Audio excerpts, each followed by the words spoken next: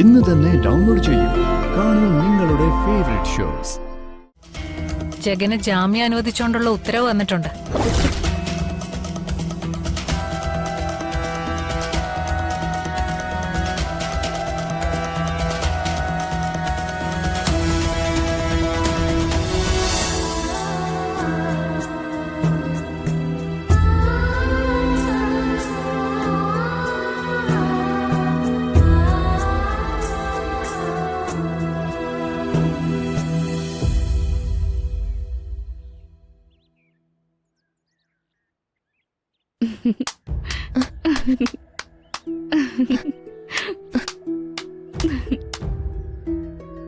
അമ്മുവിന്റെ പാട്ട് നന്നായിരുന്നു. Super, congratulations. അമ്മ പാട്ട് പഠിച്ചിട്ടുണ്ടോ?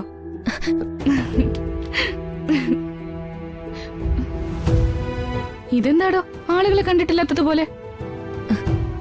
അമ്മ സംഗീതം പഠിച്ചിട്ടുണ്ടോന്ന്? ഇല്ല. പിന്നെങ്ങനെയാ ഇത്രയും ശ്രുതിമധുരമായി പാടാൻ കഴിയുന്നേ? സന്തോഷവും സങ്കടവും നിറഞ്ഞ ഒത്തിരി ജീവിതാനുഭവങ്ങൾ അമ്മുവിനുണ്ടെന്ന് പാട്ട് കേട്ടപ്പോ മനസ്സിലായി. അമ്മുവിന് എന്തെങ്കിലും ദുഃഖമുണ്ടോ? അങ്ങനൊന്നുമില്ല. അമ്മ പണ്ട് പാടി കേട്ടിട്ടുള്ള പാട്ട് ഞാൻ പാടിയെന്നേ ഉള്ളൂ. അത് ശ്രദ്ധിക്കുന്നു അറിഞ്ഞിരുന്നെങ്കിൽ ഒരിക്കലും ഞാൻ പാടില്ലായിരുന്നു. അതെന്താ? ഈ പാട്ടും സംഗീതവും ഒക്കെ മറ്റുള്ളവർക്ക് കേൾക്കാനും ആസ്വദിക്കാനും വേണ്ടിയുള്ളതല്ലേ? അല്ല, എന്റെ പാട്ട് എനിക്ക് മാത്രം കേൾക്കാനുള്ളതാ, എനിക്ക് മാത്രം ആസ്വദിക്കാനുള്ളതാ. എന്റെ ദുഃഖങ്ങൾ മറക്കാനുള്ള വെറും പാഴ് ശ്രമമാണ് എന്റെ പാട്ട്. ദയവായി അതിനെ മാത്രമായ സംഗീതം എന്ന് വിളിക്കരുത്. ചേച്ചേ, എന്താ അമ്മു ഇതൊക്കെ? ഇമ്പമുള്ള പാട്ടും ഈ കരച്ചിലും തമ്മില് തീരെ മാച്ച് ആവുന്നില്ലല്ലോ. റിലാക്സ്. എന്താ നിന്റെ ദുഃഖം? പറ അമ്മു. എനിക്ക് അച്ഛനെ അമ്മയെ നഷ്ടപ്പെട്ടു. ബന്ധുക്കളായിട്ട് ആരുമില്ല.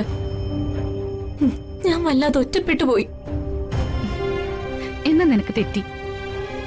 ഒറ്റയ്ക്കല്ല നീ, നിനക്ക് എല്ലാവരും ഉണ്ട്. സ്നേഹത്തിനും സഹാനുഭൂതിക്കും ഒക്കെ പേര് കേട്ട കോവിലകത്താ നീ വന്നിരിക്കുന്നെ.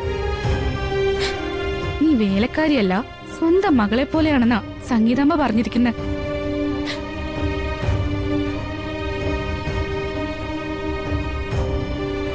ഈ കോവിലകത്ത് നിനക്കുള്ള സ്ഥാനം മകളുടേതാണെങ്കിൽ ഭാവിയിൽ എന്തൊക്കെ സൗഭാഗ്യങ്ങളായിരിക്കും നിന്നെ കാത്തിരിക്കുന്നത്?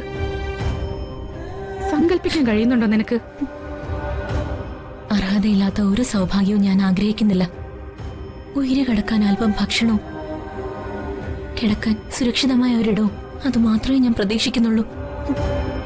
എന്നോട് കാട്ടുന്ന സ്നേഹത്തിനും അംഗീകാരത്തിനും നന്ദിയുണ്ട് മാഡം. നിന്നെ ഈ മാഡം ഒന്ന് വിളി കേൾക്കുമ്പോ ഞാൻ തമ്പുരാട്ടിയും അമ്മ വേലക്കാരിയാണെന്ന് ഫീലിംഗ് ഉണ്ടാവുന്നു. അത് വേണ്ട, ദേവിക എന്ന് വിളിച്ചാ മതി. ഓക്കെ?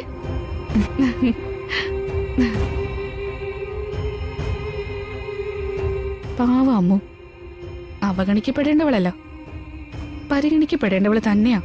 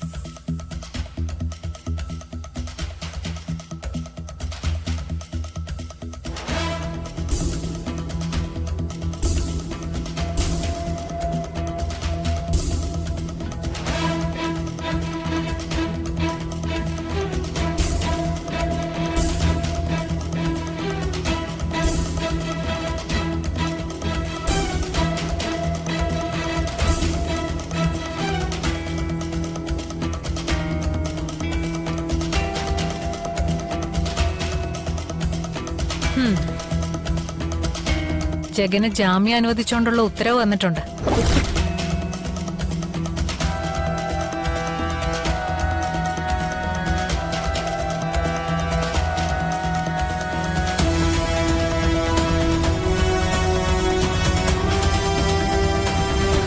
ജഗന് ജാമ്യം അനുവദിക്കാൻ പാടില്ലെന്ന ഡിസ്ട്രിക്ട് കോർട്ട് ഓർഡറാണ് ഞങ്ങളെ ഏൽപ്പിച്ചിരിക്കുന്നത്. പക്ഷെ വന്ദന കൊണ്ടുവന്നിരിക്കുന്നത് ജഗനെ മോചിപ്പിക്കാനുള്ള ഹൈക്കോടതി എന്നുള്ള ഉത്തരവാണ്.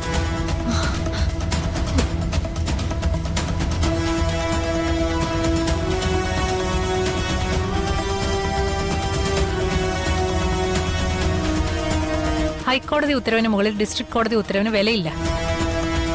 ഛേ,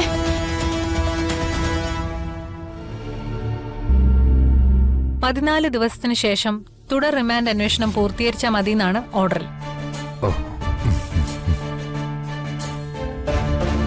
ആ, ഇന്ന് 14 ദിവസം പൂർത്തിയായി. ഇത് ഒത്തുകളിയാണ്. രാഖി, ഇത് സ്ഥലം വേറെയാണ്. അധികം വാക്കുകളൊന്നും വേണ്ട, ഭീഷണിയും.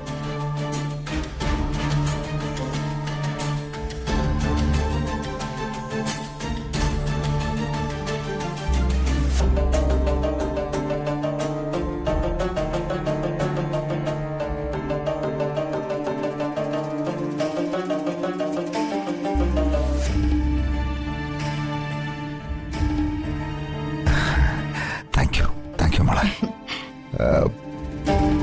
ഇതെങ്ങനെ സാധിച്ചു? അമ്മയുടെ ഏറ്റവും അടുത്ത സുഹൃത്ത് ഊർമിളാന്റിയാണ് സഹായിച്ചത്. അന്ന് വന്ന ഊർമിളാന്റി. Anyways, congratulations. പിന്നെ ജാമ്യം അനുവദിക്കുന്നതിന് ചില ഫോർമാലിറ്റീസ് ഒക്കെ ഉണ്ട്. വക്കീലിന് അറിയാലോ? അറിയാം മാഡം. ജാമ്യം കിട്ടിയെന്ന് കരുതി കേസ് അവസാനിച്ചു എന്ന് കരുതണ്ട. ഏതായാലും ഇപ്പൊ തന്നെ ഞാൻ ഈ കോർട്ട് ഓർഡർ സബ് ജയിലിൽ എത്തിക്കാം. ഫോർമാലിറ്റീസ് എല്ലാം കഴിഞ്ഞ് ഇന്ന് വൈകുന്നേരത്തോടെ ജഗൻ വീട്ടിലെത്തുന്ന പ്രതീക്ഷിക്കാം. ഓക്കെ? Thank you madam.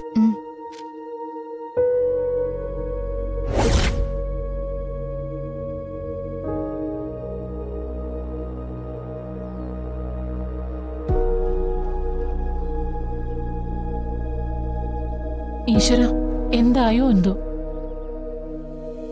എന്റെ കുഞ്ഞിന് ജാമ്യം അങ്ങനെ കിട്ടാതിരിക്കോ? നീ ഒന്ന് അടങ്ങ്. വരുന്നത് വരുന്നിടത്ത് വെച്ച് കാണാം. ഒരു പുരുഷന്റെ ഭാഗ്യമെന്ന് പറയുന്നത് വലതുകാൽ വെച്ച് വന്നു കയറുന്ന പെണ്ണിന്റെ ഐശ്വര്യ. ഈ നേരത്തെങ്കിലും ഒന്ന് അടങ്ങി നിന്നൂടെ? ഞാൻ അവന്റെ കാര്യം ആലോചിച്ച് ആകെ തകർന്നു നിൽക്കുക.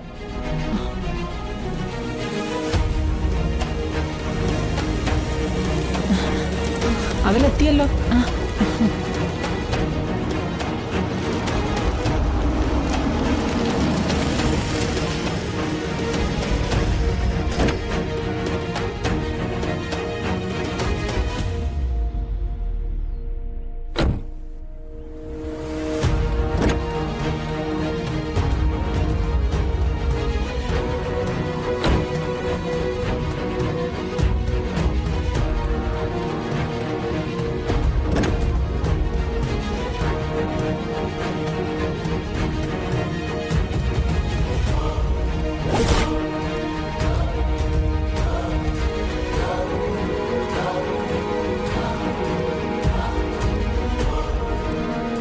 മാനത്തെ കൊട്ടാ